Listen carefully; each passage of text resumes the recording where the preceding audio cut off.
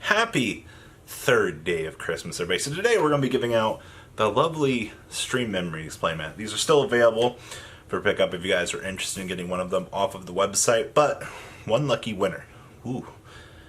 Will be walking away with this bad boy today. So if you guys are interested in getting entered in for the third day of Christmas, all you got to do is like, comment, subscribe to the channel, and you can walk away the winner of this awesome playmat. Worldwide, by the way. I don't care where you live. Probably 5th day of Christmas, we're going to give this bad boy away. And we'll be doing, tomorrow will probably be a Dragma playmat. The unreleased one, by the way. So outside of that, stay classy out there 2020. And we're going to dig on into today's special deck profile, shall we? Haha, happy holidays, everybody.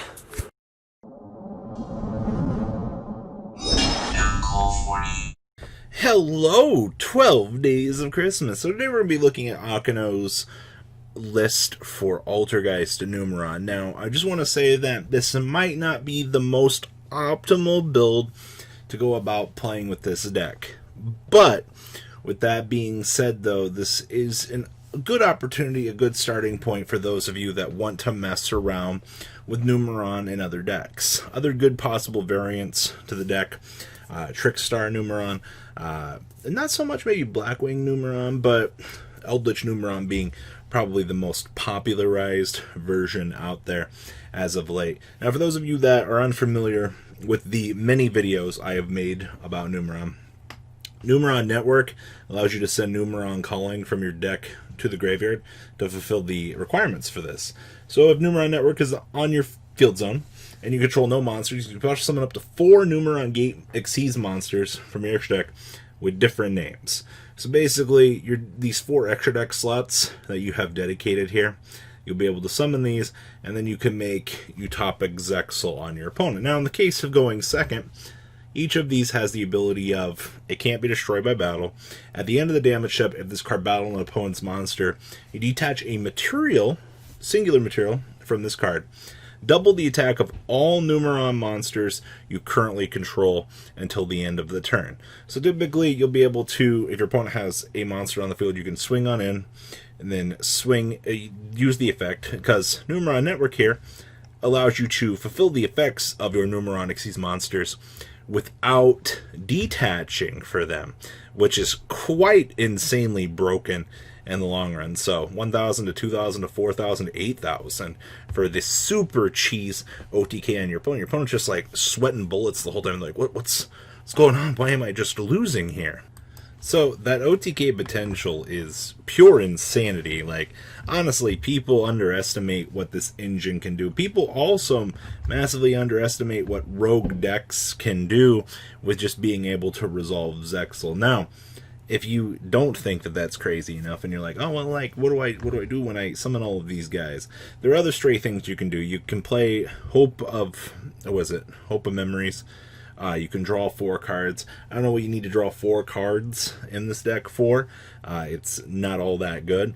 Also, once you're done resolving the summon of all of these, this card unfortunately says you only get the ability to summon once more for the rest of the turn after this resolves. So this does create a pseudo lock for you, but that's fine because you can either make Utopic Zexal to punish the opponent through the next turn, or you can simply make an Appaloosa with 4 negates. Alright, yeah, cool options. You can also slam on into the Megaclops here for other. It depends on the board state and how the game has progressed to this point.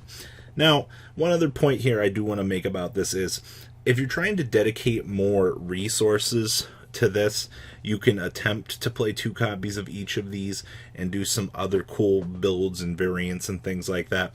But it really just depends on how much space you want to dedicate.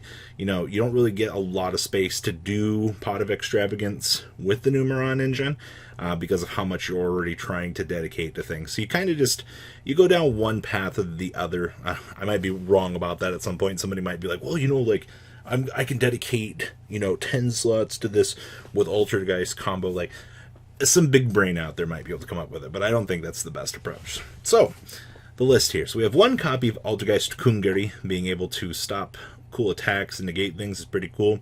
Triple copies of Marionetter, being able to set and revive is pretty cool. Triple copies of Send Things to the Graveyard and Search combo pieces is pretty cool.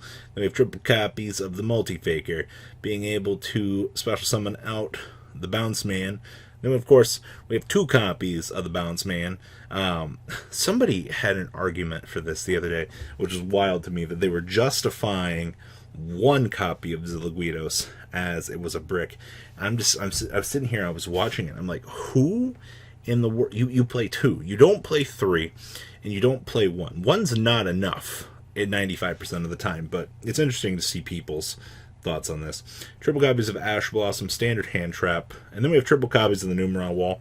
So fun fact, this thing does act as a pseudo hand trap, by the way. If you control no cards, or all cards you control are Numeron Wall, quick effect, you can send this card from your hand or field to the graveyard to activate 1 Numeron Network, which is our field spell, from our hand or deck. You can only use this effect of Numeron Wall once per turn. And when you take battle damage, you can special summon this card from your hand, and if you do, end the battle phase after the damage step. Unironically, being able to have like a battle fade or stop something really is super cheesy on this. Like, a lot of people just see this card as an additional 3 copies of Numeron Network, but honestly, that cheesy battle phase stop effect that you could just, in a world where you're like, alright, cool, normal summon Numeron Wall or special summon the Numeron Wall off of the 1-for-1. Like, the 1-for-1 also acts as that extender piece for Numeron Wall, allowing you to get it onto the field so that you can start climbing up the Numeron network, as they say, that you can play the deck. Now, one thing that I'm always a little bit iffy about, it's the numbers of Numeron calling. I do like 2 copies of this, but we're not dedicating our entire extra deck to this. 1 can be fine, depending on how things go. So yes, we are playing 1 Numeron Calling and triple copies of the network. That way we can establish it. And then we're playing the 1 copy of the 1-for-1. Like I said, 1-for-1 either turns into Meloseek Multi-Faker into Ziliguidos, or it starts Numeron Wall on into Zexal, depending on how things go. Or a sub-OTK, depending on how the game's going. Traps, we have 1 Imperial Order. Playing 1 copy of Altergeist Haunted Rock. This card was set by the effect of an Altergeist card. You can activate it this turn. When this card is activated, summon an Altergeist monster from your hand to the graveyard. When your opponent activates a trap card, except during damage step, you can summon one Altergeist monster from your hand to the graveyard to negate that effect, and if you do, destroy that card. Honestly, this card's not that good, but like, depending on how your local environment's going, or if you're more geared towards, I don't know, you're worried about your Eldritch matchup for some reason, this does give you outs to kind of mess around with that.